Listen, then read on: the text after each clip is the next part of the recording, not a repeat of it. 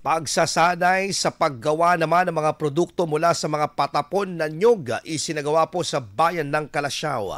Para sa detalye kasama natin Idol Matthew Pacheco. 104.7 IFM Report.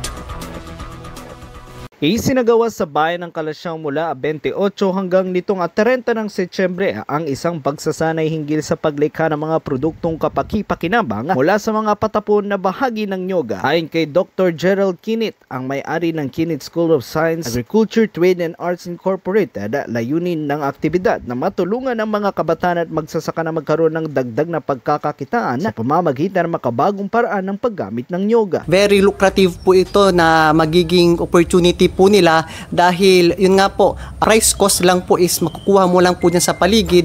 At the same time, kinakailangan mo lang na artistic skills at minds para makabuo ng isang magandang mga gawain at mabibenta po natin sa magandang halaga. Samantala, ibinida naman ng mga kalahok ang kanilang mga natapos na produkto. So magandang itong product na ito will give us a representation ng collaboration ng mga community, young ones, and then the may pagkakakilanlan po sir. May pagkakakilanlan talaga siya.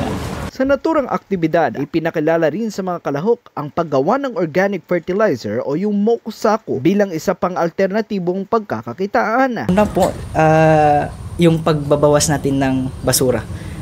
So yung ang naitala po ng PCA na coconut waste po natin is more about 5 million metric tons po.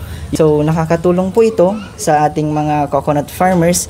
Of course, value added na rin po siya, income po nila, and at the same time recycling yung mga akala nating hindi na napapakinabangan. Maasa naman si Dr. Kinit na magkaroon pa ng mga proyektong tutugon sa mga pangangailangan ng sektor ng agrikultura, partikular na ang pagkakaroon ng maayos na sistema.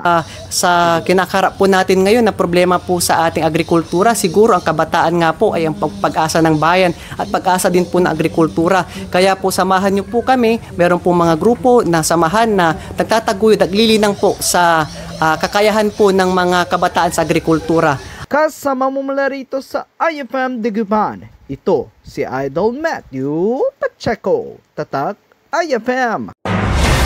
IFM News. IFM News. IFM News.